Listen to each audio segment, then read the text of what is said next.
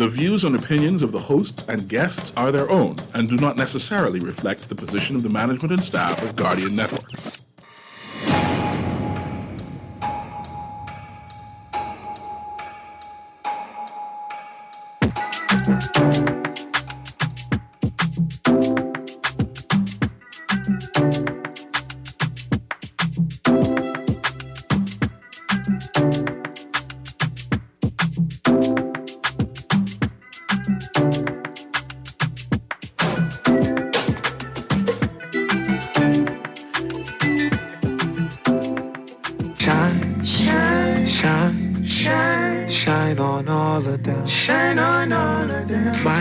Said to shine your light, so shine on all of them.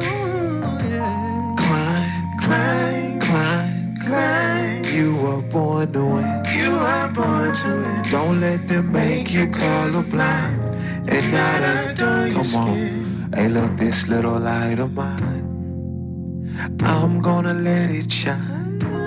I said, this little light of mine, I'm gonna let it shine. If you feel me, say this little light of mine, I'm gonna let it shine. Let it shine, let it shine, let it shine. Again, I said let it shine, let it shine. Yawning this morning and welcome back to Guardian Radio 96.9 FM. Your station for fresh news, smart talk, all day. It is Wednesday, the 17th of November, and you are on the clock with Erin Greene. On the clock, we engage organizations, institutions, social and cultural leaders, and ordinary people to better understand the impact of public policy, private sector development, and emerging social and consumer trends. Well, listen, this little light of mine, I'm going to let it shine. And dear parents and guardians, here's what I want you to do today when you have some free time. I know that's very, very sparingly. When you get some free time with your children, find that song, Shine by Tobe Nwigwe. Play that with them. Show them how you could cut a rug. Show them how the old folks do it, how we just bounce to that hip-hop. But play that song for them. See, because they hear that song in primary school. They hear that song in Sunday school. Right? They'll hear that song in a part of their activities. But I bet you they never thought that their parents would rock that song. Like, they never thought that that idea is so important, so vital, that their parents be bumping that with a sweet hip-hop beat behind it. Play that for your children. Play that with your children. Let them hear it. Because our greatest resource in this town is each other and the light within us when we let it shine. That's our greatest resource. Anyway, I want to say good morning to Duke from the port, truck driver. How you doing? Now listen, Duke, I's a big woman in a small car. I forget myself sometimes, so when you see me on the road, hail me like I's a big woman in a big car. But don't forget to hail me, because that's the best part of my day. Good morning, Duke, and good morning to all the hardworking men and women at the port facility, especially the wonderful staff at the Duke, a.k.a. the Duke of the Topsail. Good morning to you all. I hope everybody is having a good day today. You know who's having a good day today? The pedestrian we almost watched run over on the pedestrian crossing on Cumberland Street. And it's almost as if drivers forget that there's a pedestrian crossing right there. You know who also forgets that Cumberland Street exists? Royal Bahamas Police Force. They have forgotten that Cumberland Street even exists. Because they come right close to it. They hit the border, right? But they refuse. The thought never entered their mind to just turn the corner. Because if you're looking for Christmas revenue, Royal Bahamas Police Force, I have found it. It is sitting, waiting for you on Cumberland Street. Duke Street, Blue Hill Road, Cumberland Street intersection is where all the Christmas bonuses sit. I bet you if you get there soon enough, you could even hit up some other government departments with a little extra bub for their Christmas bonus. If you don't believe me, just post a couple of officers there. And if you don't believe us, try putting some of those cameras there. CCTV cameras that we know you have, and we wish that you would use. Are they working? Oh boy. Listen. Okay. Somebody reminded me, 1, we have them. 2, we use them. 3, did you ask if they're working? Anyway, maybe they're working, maybe they're not. But good morning to all of the hard-working officers in the Royal Bahamas Police Force. And good morning to all the not-so-hard-working officers in the Royal Bahamas Police Force. I'm not mad at you. I'm mad at the people responsible for you that refuse to ensure that you have the tools and resources necessary to do the job. That's who I'm upset at.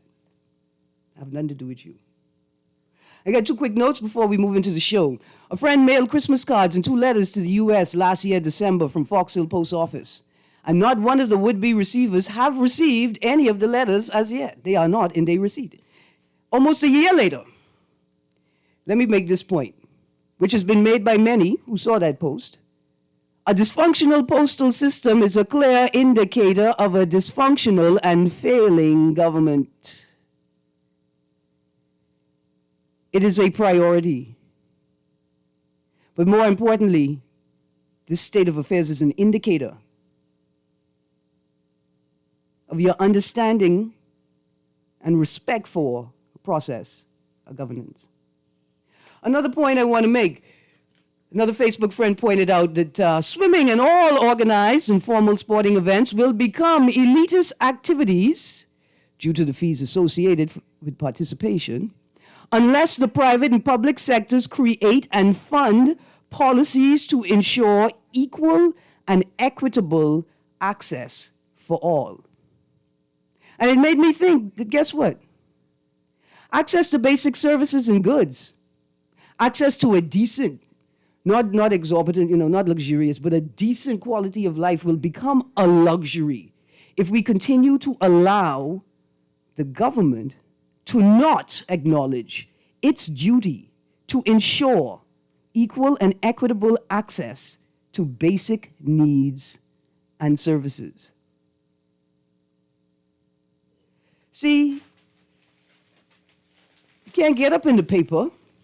By the paper I'm referencing today's Nassau Guardian, looking at the headline, former AG defends FNM's record, where the former Attorney General says, quote, the progress we see in the Bahamas on every front, health, economy, budgetary resources, all as a result of things already done and foundations laid by the Free National Movement government. Bethel said on the sidelines of Kwesi Thompson's filing of his nomination for leader of the FNM. Except the last 2 weeks have shown us that maybe we don't have this health thing under control. So I'm not just talking about the fact that there have been no real or substantive, like real moves to enhance or upgrade anything in the public healthcare system. There has been no move to acknowledge even the other aspects of healthcare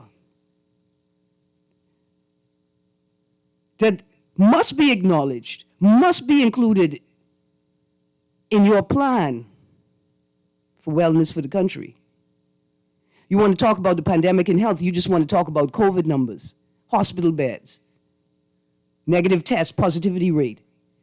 But you're not talking about the mental and psychological and emotional impact of the pandemic, of government policies associated with the pandemic, with curfews and lockdowns, with loss of income, with loss of movement. How could you sit and claim success after the last 2 weeks of media stories displaying the lived experiences of Bahamians?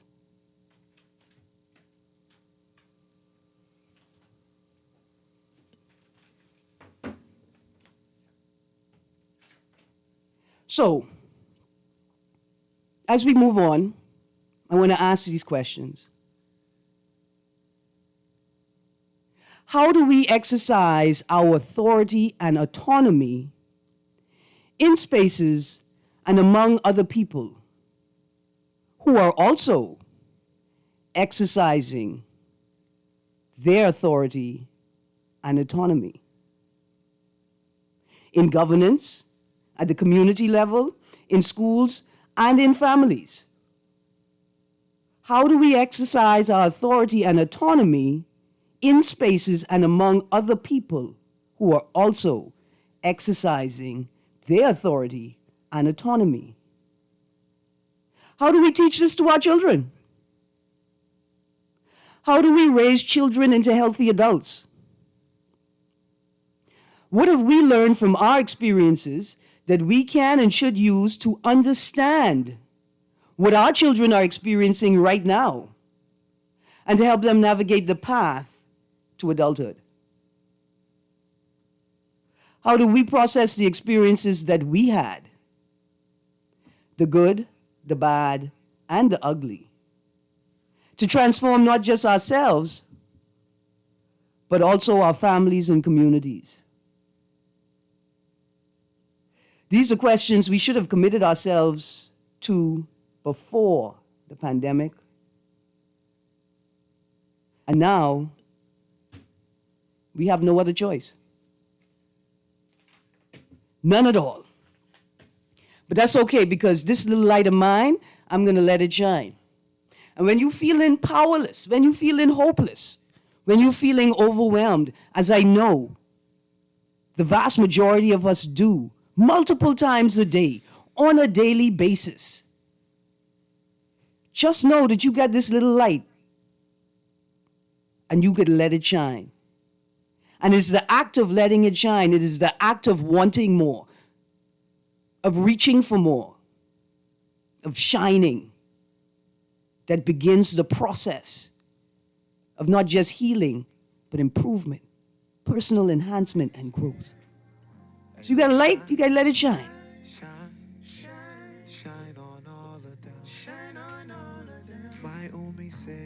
We're going to go to a break.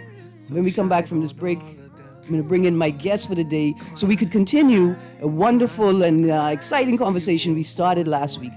Good morning, Ms. Denise Major. Good morning. That's all right. So we'll be right back after this break. Stay tuned to 96.9 FM, your station for fresh news, smart talk, all day. I'm gonna let it shine. I said this little light of mine, I'm gonna let it shine. If you feel me, say this little light of mine, I'm gonna let it shine. Let it shine, let it shine, let it shine. Food security is a challenge for many. Now in a pandemic, many more are unsure of their next meal. Through their Feed 5,000 program and a $20,000 donation, AML is working to ensure that everyone has a meal for the holidays, and they're inviting you to help. Now until December 17th, visit any Solomon's, Costrite, Fresh Market, or Domino's in Nassau or Freeport, and Exuma Markets in Georgetown to donate and help feed a family in need this Christmas. No amount is too small. Remember, we're all in this together. Do you know you can get your business cards designed and printed for as low as 18 cents a card? If it's a poster you want, you can pay as little as $6 a square foot. If your print needs are short or long run, digital printing, wide format, or print consultation, call the best. Call Print Masters. Print Masters' goal is to provide its clients with the highest level of personal, professional service at an affordable price. Our state-of-the-art technology also makes working together efficient and easy. Laminations, business cards, flyers, posters, window and floor decals are just a few of the digitized print services offered at Print Masters. Let Print Masters bring your masterpiece to life. Located in the Nassau Guardian Building, telephone 302-2361. This is Guardian Radio, your station for up-to-the-minute news, intelligent, interactive, and engaging conversation. 96.9 FM.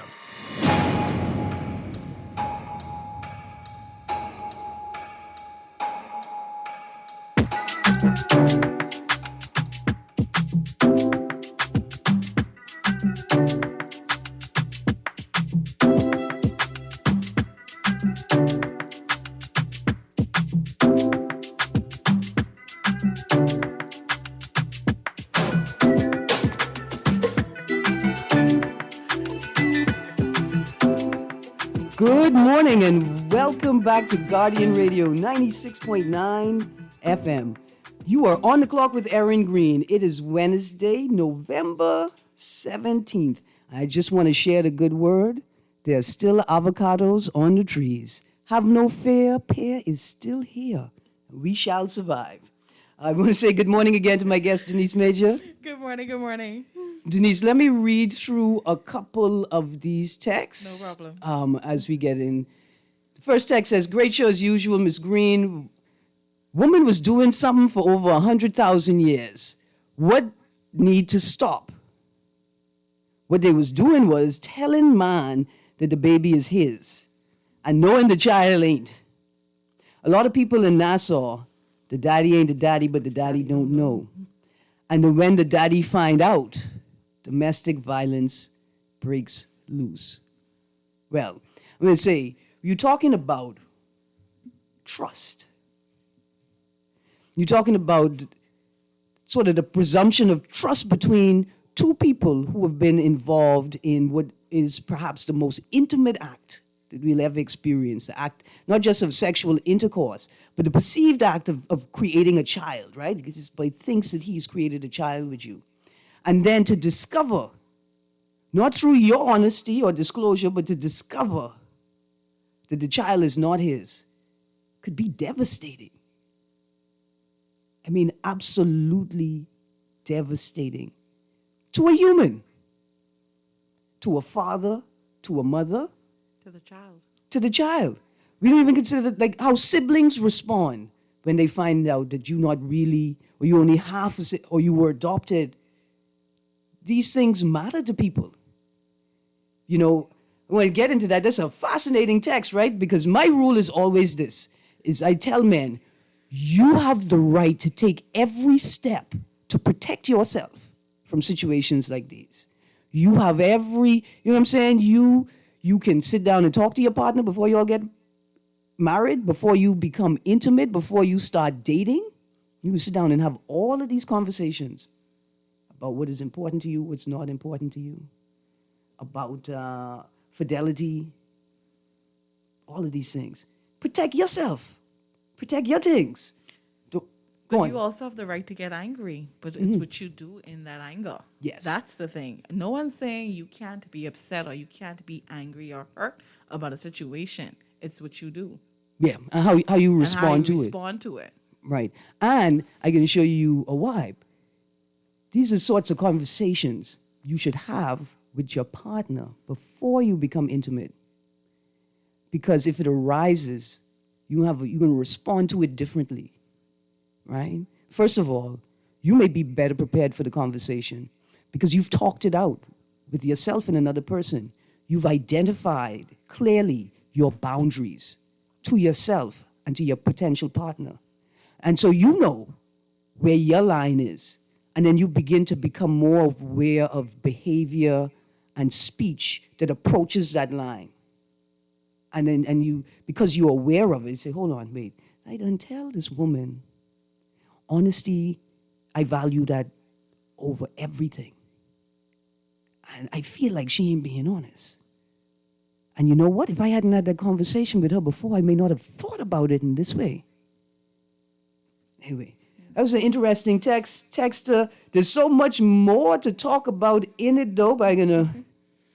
Because this whole idea... That can be broken down into many conversations. Yeah. Yeah.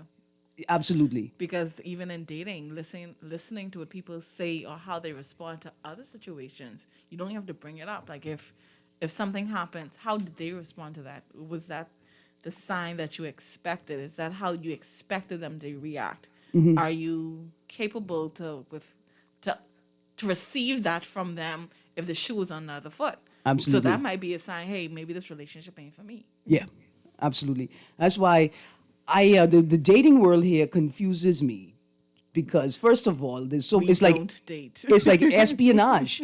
First of all, there's a whole list of things you are not allowed to tell the person that you're trying to date or you're interested in, right? And I find that to be problematic from day one. The process of dating is to get to know someone.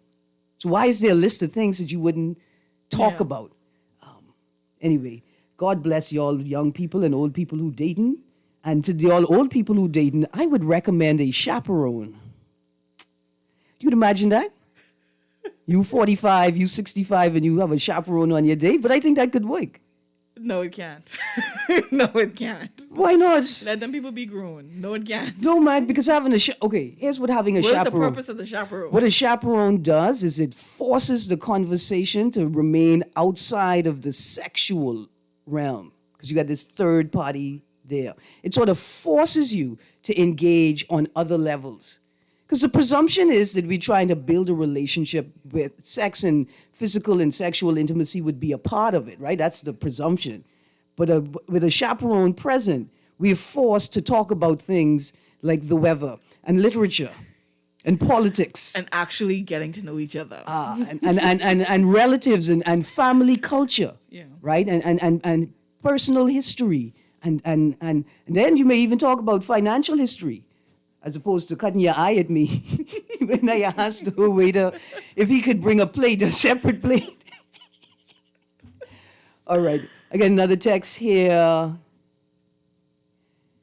The text says, you're snitching about Blue Hill Road and Cumberland Street. The post office without the mall is expensive and non-profitable. The post office without the mall is expensive and non-profitable. We see postal service is not a profit-making service. Postal service is about movement of goods, services, and communications. It's not about making a profit. That's like your national air carrier in an archipelagic exterior, right? In the country with an archipelagic exterior. You don't have an national airline to make a profit. You have a national airline to ensure that your citizens have equal and equitable access to services and things, especially since you don't want to put the services in the island. But it's a good text. Another text says we need to know the state of affairs of government before government changes. Of course. What you mean, of course? It's a text about Kwesi. I'm going to get back to the one if you don't mind.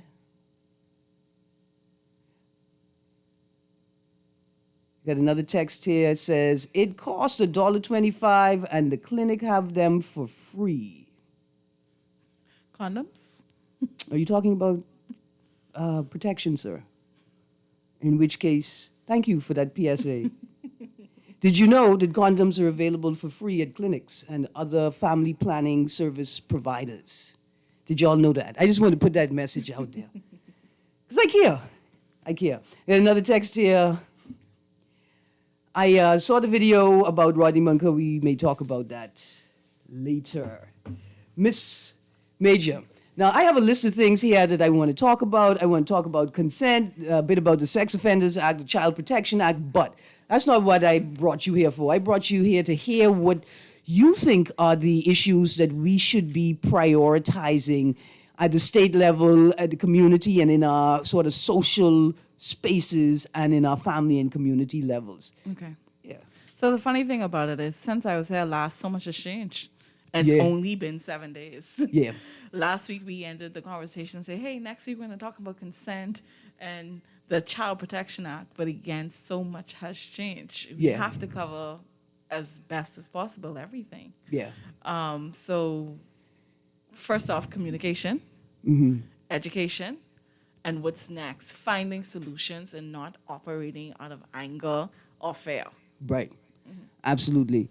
And so for me, one of the first solutions I see, even though it may not be short term, is a focus on housing needs as a part of the solution, right? Is that a lot of people who find themselves engaged in what we call domestic violence. Well, before we can get to housing, we have to identify what the problem is. Right, okay. Well, let's So go there. identifying the problem. Yeah. And then one of the major problems is that we have a housing crisis. Right. And we've seen it from every time we have a major storm where people have uprooted. Yeah. So in the past 3 years, we've had Dorian, we've had Matthew, like 3 to 5 years. Matthew, Dorian, and then COVID.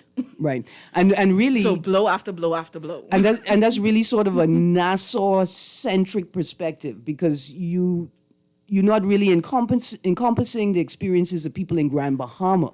But I am, because don't forget they had to be relocated to Nassau. Right, but they were dealing with houselessness and homelessness Prior to this. due to storms and other issues. Yeah.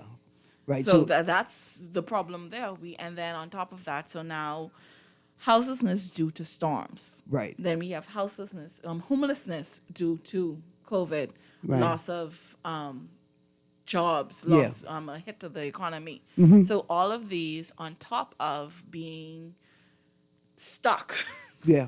with each other Yeah. and dealing with life stresses, all of this is just snowballing into the perfect storm. Right. And I don't think it's about giving people their own space and make their own rules and I in charge in this space.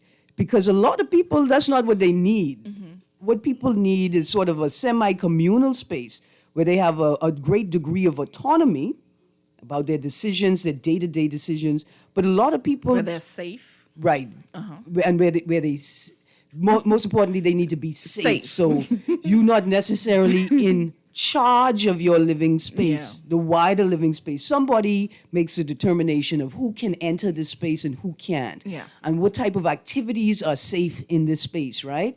And so the truth is, we're looking at people, like for me, I see a bunch of people, they need to be adopted. The whole family needs to be adopted by a family, a functional, healthy, safe family. They don't just need a place to live. They need a degree of oversight. They need somebody who could just sort of lean over and say, yeah, man, Mary, I know you stress out, but let me take the child. I'll watch her for 30 minutes. You go catch a break, go catch a cigarette, go catch a shower. The village, right? Right, the village. I'll watch the child, right? And they need the experience of that, not just for it to happen, but they need to get used to it. They need to be able to get used to somebody saying, hey, I think this is a good decision to make now. And sort of sitting back and then being able to trust my child with someone who I know is safe because I live with them. And I see the markers that this is a healthy dynamic that my child is in, right? That's what I'm thinking. So not just affordable housing, but we need sort of... a safe space, even though I'm tired of the term. A safe space relatively. But in the meantime, while you have this safe space for your child, what are you doing on this break? How are you healing? How are you bettering yourself? How are you functioning now that you have this break? So yes, we all just need time to just be and catch ourselves. But at some point, we need to figure out like, hey, now I need to figure out my next steps. What's best for me? What's best for my family? Right. What's best for these children? And so, like, we're talking about almost real-time counseling. Yeah. Right? That they need somebody to walk with them. And that's why I like the idea of being adopted, right? Yeah. Because outside of work, you're spending the majority of your time in this new community space. And all of that sounds good, but then now you have to look at resources. Because how are we going to fund this? How is this? I am comfortable. I adopt this family. How are we going to manage and pay for all of these things? Right, I agree. I mean, and that's the biggest thing, right? Because this is not free, this is not cheap. Yes, Yeah. I may have been comfortable because I just have me and my 3 children, and my children are fairly grown and they're out the house and we have space. Yes, I see the need that Mary and her children has. I want to welcome them in, but now it's putting a burden on my resources. Yeah. And I cannot expect Mary to pay for it immediately or to fund it or anything because Right. Mary needs help. Mary needs to catch herself. Yeah. So how do we fund this? Absolutely. And that's it right there. Now, I say... we need a solution to that. Right. Now, I say, this may be controversial, right? But we need to tax web shops. Tax gaming. I say we have a national lottery, proceeds of which we donate to initiatives like this, right? In England, if you are a registered charity, you go in the pool, you go in the lottery, right? And when every week when the lottery is announced, the winners are announced, a certain portion of the proceeds go to the charities that were selected this week or this month, right? And I think that's one way we could. So you're looking at an organized tax, Yeah. not what they're already doing in terms of their annual or monthly donation. Yeah, no, organized tax. Right. Okay. Absolutely. And I think at the end of the day, we can convince the private sector and the business sector that they are making an investment in employee development. Because what you're doing is you're investing on the ground level. You're investing when your employee is a child, ahead of the game. And I think that employers will see a great benefit to this. Because And that's the key, getting people to see that, hey, how this benefits you. Because it does, because you don't want to feel a person or individual or a company to feel as though I'm giving. What do I, because they have to look at the bottom line. What am I getting from all of these donations, good charity, these taxes, this goodwill, whatever you want to call it? What am I getting in return?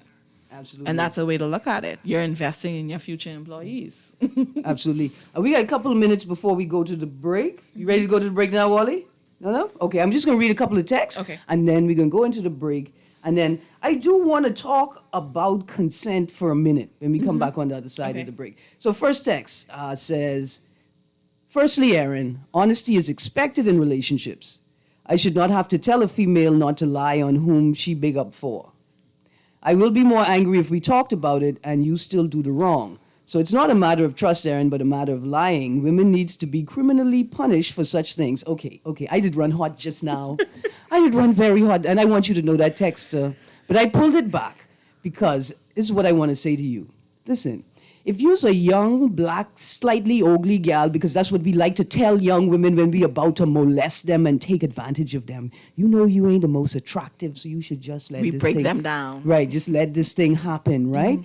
If you're a woman living in this country and working amongst some of the employers in this country who feel that sexual intercourse is a part of your work interview, dear texter, before you say that again, what I'm going to tell you to do is this. With the greatest respect, you go and you talk to the women in your life, the older women, women from 50, 60, 70, 80.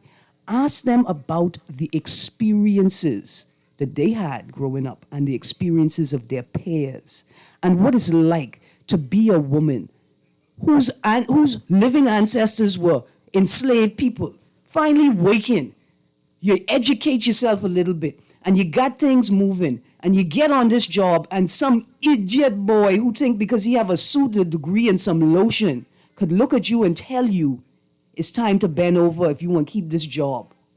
And what it meant to go through that, and then go back into your house and realize that you were pregnant, and to figure out what you were going to do next. Don't be cursing your ancestors like that. Some of these people live hard lives. And it's our job to help them process that trauma, those experiences, without judgment. And that's not the vast majority of women. I just gonna say, in defense of the texter, we have some trifling people out there.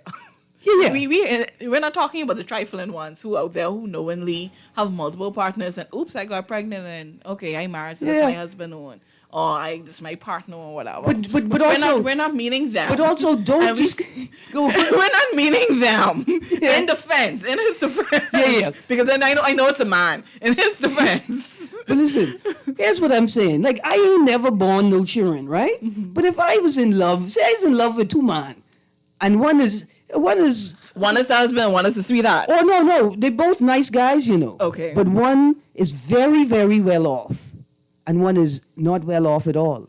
And I mean, like, he well off where it wouldn't even be a bother to him to take care of another child. I may just tell this boy this. And that's what he was talking about. That's what I said. I mean, but you in that moment you thinking about the future of your child, which is unfair to the partner. Yeah, and I think it would be unfair to the child too. Thank you, because they're growing up without the relationship of their real father. Right. So it's unfair to all of the parties involved. Yeah. Except for the woman doing it. Yeah. You know it's unfair too? Capitalism is unfair. That too. And societies it suggests because it's not making us, but it's part of the reason why we're making these decisions. Right. And it makes us think that we could appoint or put value on people based on how much money they can potentially make in their lifetime. So you born poor, well, you may be poor the rest of your life. You get treated differently than the child that was born rich or with a silver spoon. That's my bad. Thank you. I did forget. Producer, this is the best. We got to go to this break. Stay tuned to Guardian Radio 96.9 FM. We'll be right back on the clock.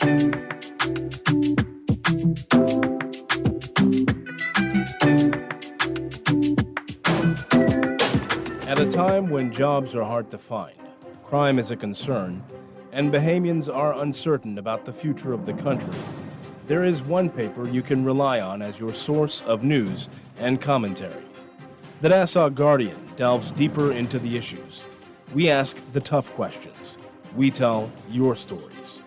If you haven't already, pick up a copy today. The Nassau Guardian. News and views that matter since 1844. Loss of family members is very isolating, and people who have experienced loss appreciate when others have shared their grief. If you can't be there in person, go to the Nassau Guardian's website online at thenassauguardian.com and visit our obituary link. The Nassau Guardian's interactive obituary link allows you to read the funeral announcement, express condolences, or place photos on the online guest book for 1 full year. Losing a loved one is painful, but that pain isn't the worst thing to happen. Friends, loved ones, colleagues, and neighbors who ignore the loss compound the pain. Should the bereaved family wish to place the obituary and photos on our obituary site, just contact the Guardian's funeral industry partners or the Nassau Guardian. Remember, there isn't one magic right thing to say to someone experiencing loss that will make the loss less painful or easier to bear. The Nassau Guardian's obituary link, available online at thenassauguardian.com.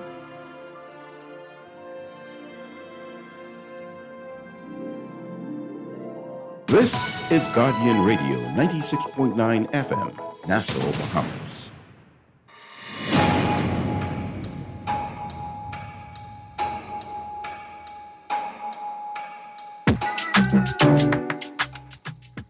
Good morning and welcome back to Guardian Radio 96.9 FM. My apologies for that quick and sharp break just now. But guess what? I needed it to jolt some sense back into me. Because this is what the point is that it's the balance of rights. And it's not just the balance of rights, the right of the mother to privacy, to keep the name of the father who I slept with private. It's not just the right of the father to know. It's also the right of the child. Yes.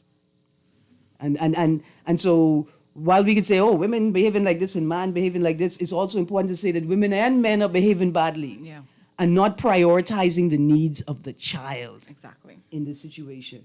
And so even when we talk about the housing crisis as a part of this problem, it still goes back to parents, caregivers, and guardians that need to prioritize maintaining a safe space in the household, whatever the household looks like for that child. Because they may find a household that's a roof over their head, that's comfortable, but it's in essence a toxic environment. Mm-hmm. There's yelling, there's screaming, there's neglect, there's like certain situations. So all your physical and financial needs are met, but you're suffering emotionally. So we have to look at that also. Right. Or there's security. Yeah. There's definitely a house, services, bills are paid, internet, water, electricity, no problem. There may even be a housekeeper taking care of those needs for younger kids. But there's nobody there for the child to talk to. No love, no nurturing. No one to supervise what they're watching, what they're listening to. And they're essentially abandoned in this beautiful space.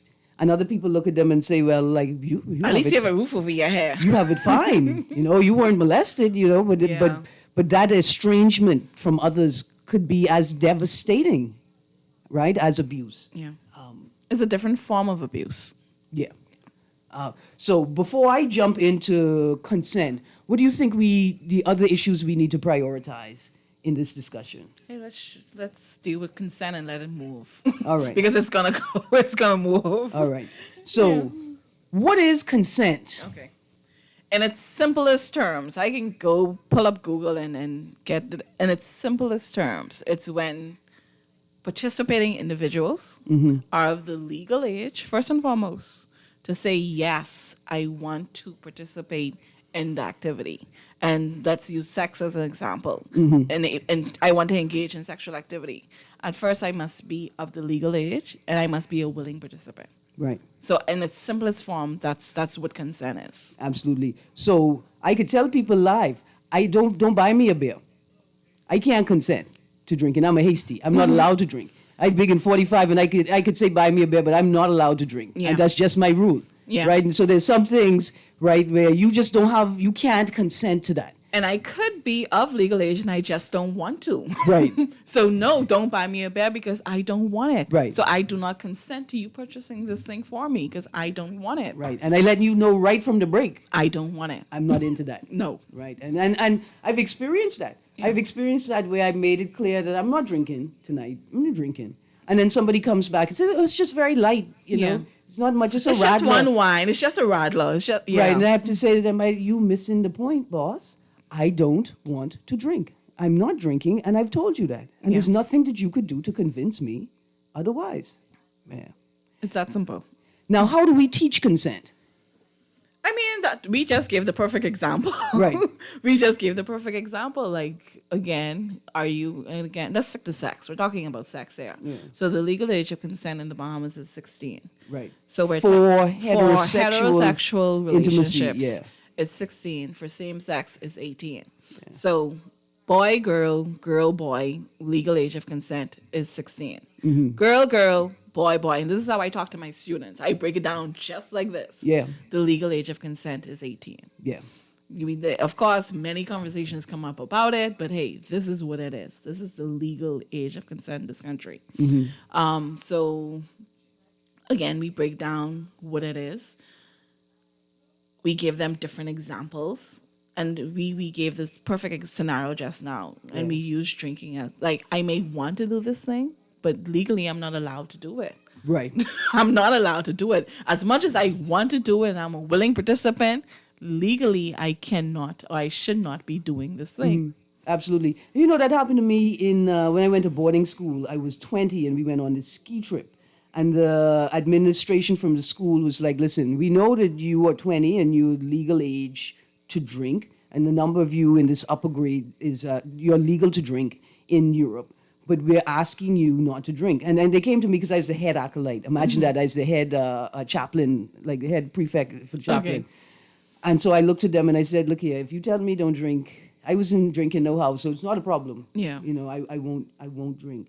And some of the other girls tried to get me to drink with them because they figured I would make it safer or easier for them to drink. Look at them, I tell them, no, look here, but you're at legal age. I tell them, man, it's not waited. I didn't come thousands of miles from home for these people to try call my mommy to tell on me. At 20, you said that fair, yeah, mommy. Come on. Right, but still, you know, and the process Exactly. and the school and other Bahamians went here and there was so much riding on it. There was nothing that could... It's not worth it. Yeah. It really wasn't worth it. Yeah. Yeah. Now, here's another interesting thing. A lot of adults think that they could play this game with other right-thinking adults and say things like, well, she may have been a minor, but she was already having sex. I know that, so it wasn't no problem. I watch people like this, you know, like when we post these missing flyers and up, I take a solid note of what is being said by these people. I don't care if she was having sex from she was 2. It does not make it right. It does not make it legal. You are committing a crime. The legal age of consent is 16. End of story. Right. Anything before that, you are committing a crime. Yeah. And like the government tell you no. If it's not enough that your conscience, right, driven by your relationship with faith, Yeah. right, or your relationship with science, It's whatever. not enough that this child is old enough to be your granddaughter. If Right, that's yeah. not enough, Right. at the bottom line, the various thinnest of the bottom line, it's against the law. Right. And I just know is the answer. No is the answer. But why is it hard for adults to understand? Well, I mean, I guess we know why, because we've been there. And it's a part of what I said in my intro, right? But I'm interested in this space where adults have difficulty allowing young people to be naturally sexual beings, right? So kids, you hit puberty, you start exploring your body, there may be some masturbation, there may be experimentation among children of the same age. But why do adults think when they see that, it means that they now have the right to get involved? That's a question we're all asking. Why? Why? Well, I think I And it's see a power play. it's about power. Right, but it's also, I think, about an inability to reconcile with past experiences. That too. To be able to reconcile with what was actually a traumatic event, you have to make yourself believe that you had a degree of agency and autonomy in that situation. And I made these decisions, and if I could make these decisions, then this young child, who was the age I was, could make these decisions too. And I think it's a function of our personal dysfunction. I want to be careful not to paint everyone with the same brush, though. Yes, that is can be a situation for some persons, but other people just don't care. Yeah. They're just predators. Yeah. I don't care. I was never molested. I was never assaulted. This is what I want to do, and I'm choosing to do this. Yeah. So we have persons on that on that side of the spectrum also. They just don't care. Right. And some people, even if it's rooted in dysfunction, they're still conscious of it. Yeah. They know what they're doing is wrong, and they know they can stop. And I think that's the difference. There are people who may have a compulsion they can't control, and then there's some people who know exactly what they're doing. We're looking at you. I looking in the corner. We're looking at you, dirty boy them. We're looking at you, rapey boy them.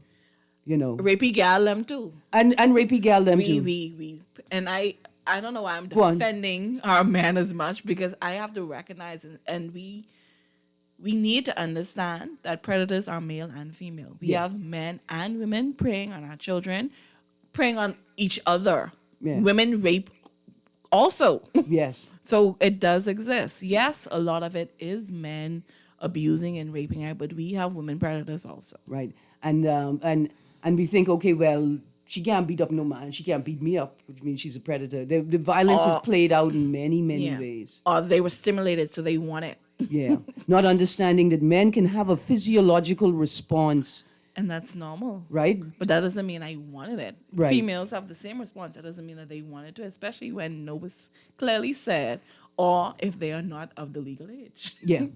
Absolutely. Absolutely. Good. Yeah, it's important to include men in this conversation and to show the balance, right? But for me, when I ask the question of how do we teach consent, even though we're talking about sex at a reasonable adult age, I think it's important to recognize that we prepare our children for lessons about consent in the home, in the way that we discipline, in the way that we engage, in the decision-making processes in our homes. And I think that we are doing a disservice to our children because we're diminishing their capacity to understand consent, because we diminish their opportunity to practice consent. Because I was just going to ask, do we really do this in Caribbean homes? Do we do this in the Bahamas? When a child says that, hey, I don't want to do this thing because I don't like it, do we as parents force them to do it just because I'm the adult and I say so? Or do we actually listen to them and allow them to be autonomous and be like, no, I don't want to do this, without viewing them as being disrespectful or rude? Right. And not wanting to be embarrassed by their behavior. But you got to figure out why they don't want to go to that auntie's house, because maybe that uncle or maybe that neighbor, I just don't feel comfortable. I was taking my daughter somewhere, and by the time I get to the corner, Mommy, come back for me, please. I was like, what happened? Well, I turned around immediately, but I'm on the phone. What happened? Oh, I just get a vibe from here. Come pick me up, please. Yeah. And I went and got my child. I watched a great movie with my niece the other day called Yes Day. But listen, I got to call her on the line, and we're almost out of time. So let's get to this caller. Caller, you're on the clock. Excellent program. It's kind of silent, but it's excellent program. And I wish the age of consent would have been 18 or 21. And even with that, consent is essential. Yes, sir. Thank you very much.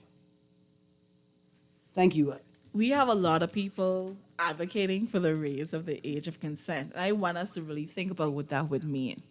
I'm not saying I'm for it or against it, but let's look at the implications of raising the age of consent. So back in the day, it was 12, then it was raised to 14, now it's 16. In our country, children have to be in school by law until the age of 16. At 16, I can decide, hey, I don't want to go to school anymore for whatever reason, drop out work, go get a trade, something. I can leave school. So what does that mean? What does that mean for this child? Well, this young adult. Yeah. Essentially. So you're now telling this young adult who is of age, technically, that they cannot, who are paying their own bills, or who's off in college or trying to become a young adult that no, you can't do this. Yeah. How do you do it? How do you do it? You could drive. You can drive, but you can't decide whether you want to have sex or not. You can consent to have sex, but you can't protect yourself. Right. You can't get access. You can't access to healthcare services. Right. You can't get birth control. You can't get testing done, but you can say yes, I want to have sex. So all of these things we need to look at the implication of. And for me, having experienced this recently with clients of mine, we need advocates for our young people in that age between 16 and 18 so that when they say, okay, yes, I'm having sex. I know I'm having sex. I know I need to protect myself. When I show up to this medical facility, I need to be able to access these services. Yeah. So someone needs to be in place to explain it to them, to act on their behalf, and ensure that they get the services that they need. And let me say, the problem isn't the child, the minor, the sexual minor. It isn't the minor that is developed into their sexuality. The problem isn't the child that is sexually active. The problem is the adults and the culture that they perpetuate that suggests that little children, that minors, that people younger than them, emotionally, physically, chronologically, psychologically, that those people are open game. Let children be children. Yeah. And that's why I want to make that point about the importance of us adults doing the work, looking back into the past at our lived experiences, the good, the bad, and the ugly, to be honest with ourselves so that we could be honest with these young people and the other adults who think that they could make a mockery of them. Yeah. Anyway, that's my producer. That means we're out of time. That also means we got to continue. There's got to be a series, Denise. It has to be a series. Let me tell you why. Because we don't get to talk or to hear conversations about these things enough. And that's part of the problem. Yeah. So we got to come back. Producer, give me 30 seconds. Text us. I'm going to try. Excellent. Let children be children.